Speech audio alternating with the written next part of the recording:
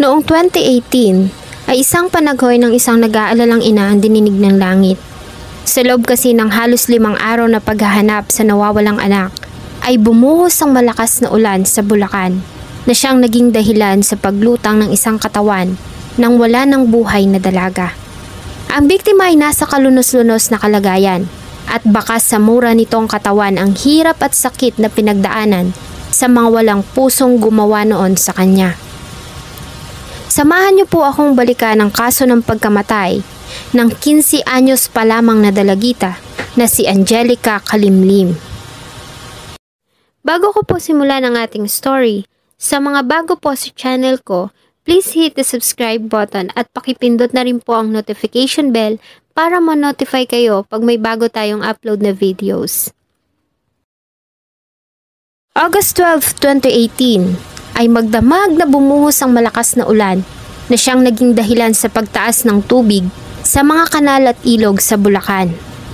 Umaga ng August 13, 2018 ay nagkagulo ang mga residente ng Barangay Dampol 1 sa Pulilan, Bulacan dahil sa katawan ng di pa nakikilalang biktima ang lumutang sa isang ilog doon.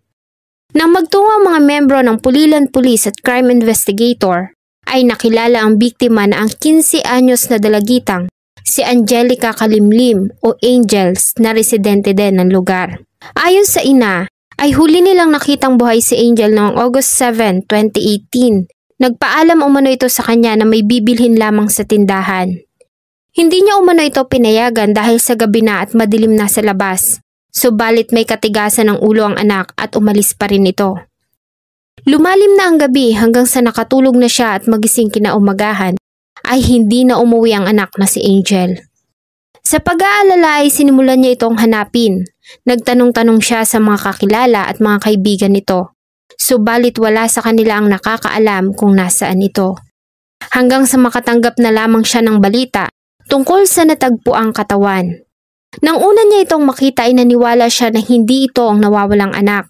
Subalit nang iahon nito ng mga imbestigador at tuluyan niyang makita ang mukha ng biktima, ay positibo niyang kinilala na ito na nga ang nawawala niyang anak na si Angelica. Si Angelica ay pangalawaslong magkakapatid. Ang panganay na babae ay namamasukan na para makatulong sa pamilya. Bata pa lang si Angelica ay mulat na ito sa hirap ng kanilang buhay, na siyang naging dahilan kaya naman hindi na rin ito nakapag-aral. Sa murang edad ay maaasahan na ito sa lahat ng gawaing bahay at pag-aalaga sa nakababatang kapatid. Masipag ito, yun nga lang aminado ang kanyang ina na may katigasan ng ulo ang anak na babae. Ayon sa ina ni Angel ay napansin niya na may kausap ang anak sa cellphone at may ka-chat bago ito umalis ng bahay.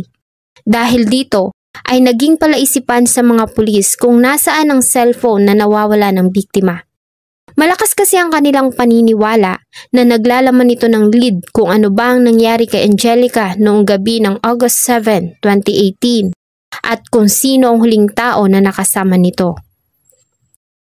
Nahirapan ang mga investigador sa kaso ni Angelica dahil sa walang CCTV sa lugar. Nang puntahan nila ang tindahan kung saan ito bumili ng candy, ay napag-alaman nila na tumawid umano ito sa kalsada mula roon. Dahil sa may naghihintay ditong 2 lalaki, nakasama nitong naglakad palayo. Hindi naman namukhaan ng witness ang mga lalaki dahil sa madilim sa bahagi na iyon ng kalsada. Nagkaroon ng lead ang kapulisan nang lumapit sa kanilang tanggapan ng isang ginang. Dala-dala nito ang isang cellphone na pagmamay-ari umano ni Angel. Ayon dito, ay isinanla sa kanya ang nasabing cellphone sa halagang 700 pesos lamang ng lalaking tinawag nitong alias Liit noong August 8, 2018.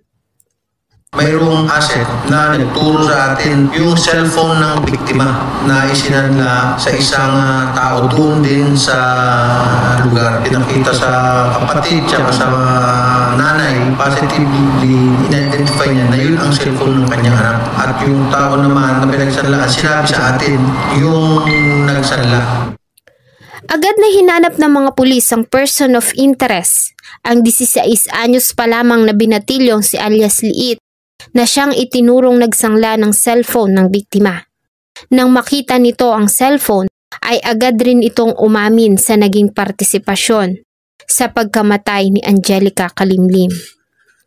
Ayon sa kanya ay nagiinuman sila ng 22 years old na si Melvin Altobar noong August 7, 2018 ng gabi. Pumunta pa po sa amin yan. Nagaya pa po mag-inom. Tapos si po, naka-online yan. Tapos nung nakaraan pa po ako na ayaw minom.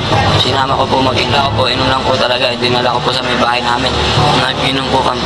Kami pong tatlo. Habang lumalalim ang gabi ay naging makulit na si Altobar. At may mga pagkakataon na hinahawakan nito ang dalaga sa masiselan nitong katawan. Nang manlaban nito ay dito na ito sinakal ni Altobar hanggang sa mawalan ito ng malay. Ayon sa kanya ay dito na nila pinagsamantalahan ng biktima at nang matapos ay pinagsasaksak na ito ni Altobar bago nila ito itinapon sa imburnal sa barangay Dampul. Bayan ng Pulilan ay nagkaroon sila ng inuman kung saan humantong na nakaubusan sila ng 2 bote. Nag-attempt na gahasain yung biktima. Nag-resist, naglaban siya at doon na siya sinakal. Hindi pa sila na-satisfied, pinagsasaksak pa nila. Dahil dito ay inaresto ng kapulisan ang itinuro nitong suspect na si Melvin Altobar. Noong una ay tumanggi pa ito, subalit kalaunan ay umamin na din at sinabing dala umano iyon ng pagkalasing. Sobrang po akong sa lasing. Kaya po namin nagawa. Sinakal po ng kasama ko. Kaya po ginahasa ko. Sa pagkakahuli at pag-amin ng dalawang suspect ay ikinonsider ng close ang kaso ng pagkamatay ni Angelica Kalimlim. Si Altobar ay sinampahan ng kasong panggagahasa, pagpatay at pagnanakaw sa Prosecutor's Office ng Bulacan at kasalukuyang pinagbabayaran ng kanyang ginawang kasalanan. Ang minor de edad naman na si alias Liit, kahit pa nga minor de edad pa lamang, ay ikinonsidera nila na ito ay nasa discernment age na o nasa tama ng edad para harapin ang kanyang ginawang kasalanan.